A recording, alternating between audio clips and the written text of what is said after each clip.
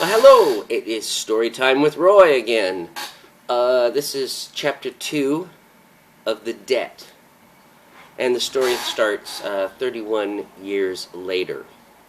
So picking up with that, Michael Borden sat on his bed and stared at his TV screen as he had watched the 11 a.m. news broadcast. The room was dimly lit by afternoon daylight. Though it was gray and raining outside, natural enough weather for the Pacific Northwest in winter, light came streaming through the almost closed blinds. The room itself was simple enough: a bed, nightstand, filing cabinet, closet, and 2 sets of matching dresser drawers, on which one of them was placed a TV set in direct viewing from the bed. There were guns that had been placed in 3 corners of the room. In the front left corner, just behind the door, sat a Remington pump-action shotgun. To the right front of the room, opposite from the pump shotgun, sat a .30-30 Winchester lever-action rifle. In the back left corner of the room, closest to the window, sat a high-powered bolt-action Mauser hunting rifle with a scope. On the bed next to Michael, on his left, sat a Thompson submachine gun he had purchased with a collector's license many years before. The subgun was loaded with a 50-round drum, with an extra drum and 3 30-round extended military magazines lying on the bed next to it. To his right sat a sawed-off double-barreled 12-gauge shotgun. In Michael's lap sat a Smith & Wesson .357 Magnum revolver. Behind him on the bed were 4 refill cylinders for the Magnum. There were boxes of ammunition for all the guns in various places in the room. The bed, the floor, on the dressers, and even some obscured, hidden underneath pillows on the bed. He had been ready for a siege. He sat and listened as the news reporter spoke about a man who had been found shot dead in his car close to 55th and Renton Avenue, just outside an obscure South Seattle park. It was believed he had been killed sometime between 11 p.m. to 3 a.m. the night before.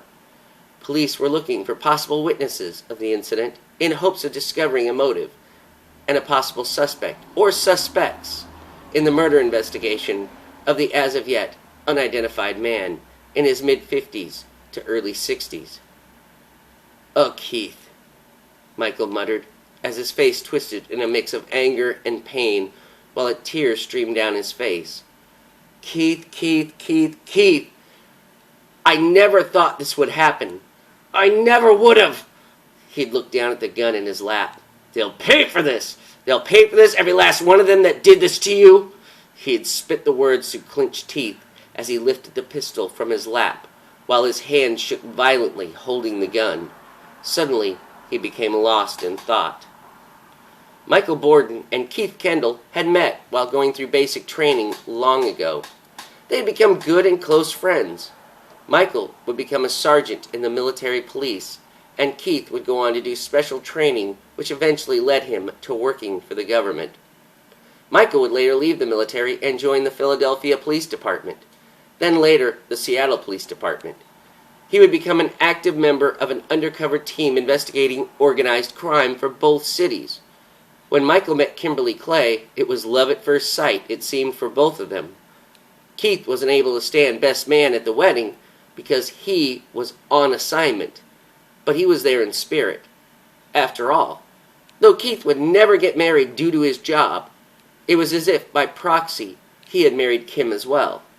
When she became pregnant with a son, Brian, Michael's late father's name, Keith, named for his godfather, Borden, Keith was his godfather, and Brian would be the closest thing Keith would ever have to a son.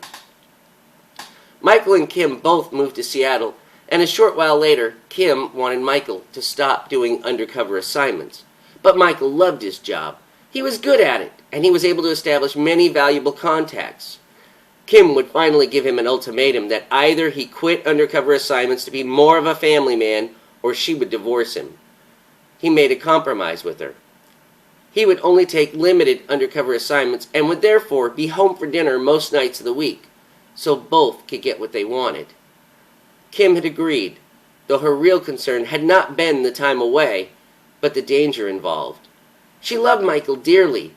She knew he could never quit his job and be happy, but she hated being afraid when he was away, wondering if he was dead or dying at any different moment of the day or night, afraid when the phone rang. It was a major drain on her nerves. When Brian Borden was almost 12, his father would be asked to go undercover to aid Interpol in an investigation. He was the top and only choice because of his contacts, which made him the only officer who could perform the duty. Michael had agreed, and what was only supposed to be a 2-month assignment, at most, would stretch into almost 3 years. Upon his return from the assignment, after being questioned over and over about his official report, Michael would bring home with him a 15-year-old Latina girl who was recently orphaned and who he would treat like a daughter. But on the home front, he would find his son angry and confused, and his beloved Kim was sick and dying slowly from cancer. Michael had then hired a French-Canadian woman to help out around the house with the kids and other household chores, while he took a well-earned vacation and then a leave of absence from his job to spend time with his family and to care for Kim. The first opportunity that had come along, Keith went to visit his surrogate family. It was then that Michael had revealed to Keith the full truth about his assignment for the first time. Not that he'd lied in his report. He just hadn't told the whole truth of all that had happened. After all, who would have believed him if he had? They would have thought he was nuts and put him in a straitjacket in a rubber room. Keith had listened to him as he had told the story, and when it was finished, even Keith had trouble believing what he had heard. But believe it he did. Keith knew Michael way too well to doubt him, besides the fact that he had heard some strange stories that almost sounded eerily similar to what Michael had related to him. This helped to convince him also. It was a secret that both men had shared, among other secrets, for 25 years. They would speak again almost a year after the first revealing of the secret, after Kim's funeral. Keith had learned nothing new at the time, but he vowed he would keep his eyes and ears open. It was a mystery that Keith had become dedicated to solving. He was as obsessed about trying to find out answers as Michael was. Keith, who had been promoted to a high position in the company about 5 years prior, now finally had uncovered some information that was of great interest to him and knew Michael would be interested also. He had contacted Michael, and they had set up a secret meeting in a park that was strategically advantageous for both of them to meet at, and to presumably be private, secluded, and a place where they could be monitored, not be monitored as easily as if they had met someplace else. That is, if they were being monitored at all. Michael had arrived at 10:46 p.m. and had parked across the street from the park, by the corner of 54th and Renton Avenue. He had entered the park at 10:48 and had waited inside the park for Keith to arrive. Keith had pulled in and had parked near the park parking lot on the street located at 55th and Renton Avenue at 10:57 p.m., then had entered the park at 10:59. By 11 p.m., they had both been sitting in the shadows of the dark park, and the secret meeting had begun. Keith had given Michael a secret file and a VHS videotape that he had liberated from a dark corner where files were placed by the company when those involved had to leave a record of a project, but didn't want the contents of the files to be readily found. Usually this was because the projects were considered failures, embarrassments, or both. Keith had told Michael that there had been reports off and on recently in the past 10 years, or maybe a little more, about unusual tales involving mysterious individuals who were described as being demon-possessed and had strange supernatural powers. These stories have been reported in Europe, Africa, Asia, South America, and in Mexico. Michael had then thanked Keith and had told him to go to his home and wait for him there. Michael had sent his housekeeper, Ramona, to help his daughter, Angelina, as she was settling into a house that she had just purchased. So Michael's house would be empty. Michael had then left to contact his other friend and let him know that he needed to speak with him. Keith had agreed to this. Michael had left first at 11:25 p.m., and Keith was to leave 5 minutes later. Michael, after leaving, had been driving his car down Rainier Avenue, making his way to Chinatown, a district of downtown Seattle, to send a message through his contact there. But when he was almost there, a black Cadillac Escalade had attempted to run him off the road. Using his skills and knowledge of the area, he had been able to ditch the Escalade. Michael then had made the last 2 miles into Chinatown, had parked quickly, and then ran 2 blocks to where his contact was located at. He had taken the file and the videotape with him, and as he ran to the building that he was trying to reach, something had fallen unnoticed by Michael from off of the videotape case and landed on the ground. He had run to the building that he was trying to reach, where a Chinese man met him at the door. "I must speak with Mr. Chin immediately," Michael had said. Michael and the man had then entered the building.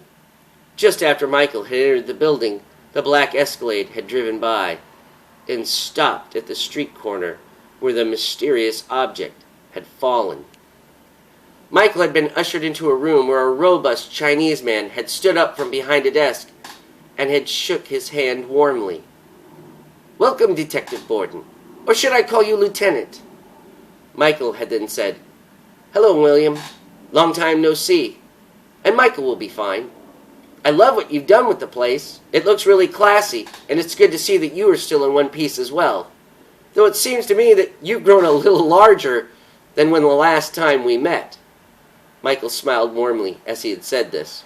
William smiled in return and had replied, "I am living comfortably, and so is my appetite. Thank you for noticing. I understand that you wish to speak with me. How may I be of service to you?" Michael's demeanor changed as he became much more serious and much more businesslike. "William, I need you to get in touch with you-know-who and Mr. Lee. I have uncovered some information that might be helpful in uncovering the true parentage of our mutual friend. Also, I fear that I may need his help. On the way here, someone attempted to stop me by running my car off the road." William had looked at Michael with squinting eyes at first, but when he had heard the last part, his face had betrayed a shocked look.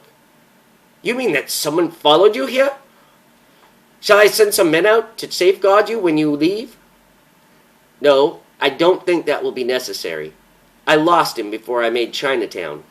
All I know is that the information I have unburied is very hot, and that certain parties are determined to see to it that it becomes buried again, and possibly me with it," Michael had stated. William had then looked thoughtfully and then said, "I will send a message to them immediately. Do you wish to remain here and wait for a response, or for him to arrive?